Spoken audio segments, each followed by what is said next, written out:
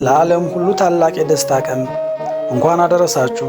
ሁላችሁም በቅንነት ፎሎ፣ ላይክ፣ ሪፖስት እና ኮፒ ሊንክ አድርጋችሁ ጀምሮ ታኅሳስ 29 ቀን ከበዓላት ሁሉ ተለይታ ከፍ ያለችና የከበረች ቅዱሳን ነቢያት የተናገሩት ትንቢት የመሰሉት ምሳሌ የተፈጸመበት ታላቅ የብርሃን ጎርፍ የፈሰሰበት ግሩማን መላእክት ከሰማይ ወርደው ትጉሃን እረኞች ደግሞ ከምድር ክብር ለእግዚአብሔር በሰማያት እያሉ በአንድነት ያመሰገኑበትና የዘመሩበት በሰማይም ልዩ የሆነ ኮከብ ድንግል ማርያምና ልጇ ተስለውበት ዝቅ ብሎ የታየበት የጥበብ ሰዎች ማለትም ሰብአ ሰገል በኮከብ ተመርተው ጌታችን ከተወለደበት ቦታ ደርሰው ድንግል ማርያምንና የተወለደውን ልጅ ጌታችንን አይተው በታላቅ ደስታ የዘለሉበትና ያመሰገኑበት ወርቅ ዕጣንና ከርቤንም የገበሩበት ለአዳም ዘር በሙሉ ድህነትና ደስታ የሆነ ጌታችንና መድኃኒታችን ኢየሱስ ክርስቶስ ከድንግል ማርያም ወላዲት አምላክ በሥጋ የተወለደበት የልደት በዓሉ ይታሰባል።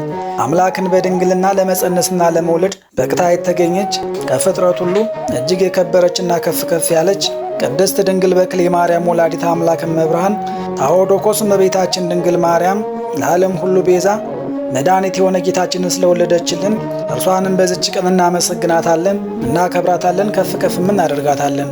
ዳግመኛም በዚች ቀን ቅድስና ከንግሥና የተስማሙለት አናጺ መቅደስ ኢትዮጵያ የጻድቅ ንጉሥ ቅዱስ ላሊበላ ክብርና ቅድስናው ከመላእክት እንኳን ከፍ ያለ ተጋድሎና ትሩፋቱ በደካማ ሰው አንደበት የማይገለጥ የጻድቃን ሁሉ አለቃቸው ጻድቁ አባታችን አቡነ ገብረ መንፈስ ቅዱስ የስሙ ትርጓሜ መድኃኒት ማለት የሆነ ቅዱስ ኢያሱ ነቢይም በዚች ቀን ልደታቸው ይታሰባል። ቅዱስ አቃርዮስ ንጉሠ ሮሃ፣ ቅዱስ ቆሪል ገመላዊ፣ ሰብአ ሰገል፣ ቅዱስ ዮሴፍና ቅድስት ሰሎሜ፣ ቅዱሳን የአክሊል ሰማዕታትም በዚች ቀን ዓመታዊ በዓላቸው ይታሰባል።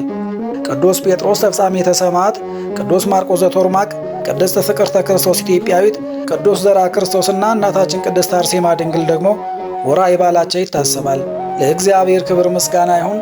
እኛም ቅዱሳኑን አክብረን በስማቸው ምግባር ትሩፋት ፈጽመን ከልደቱ በረከትና ከእናቱ ከድንግል ማርያም ጸጋ እንዲያካፍለን መልካም ፈቃዱ ይሆንልን።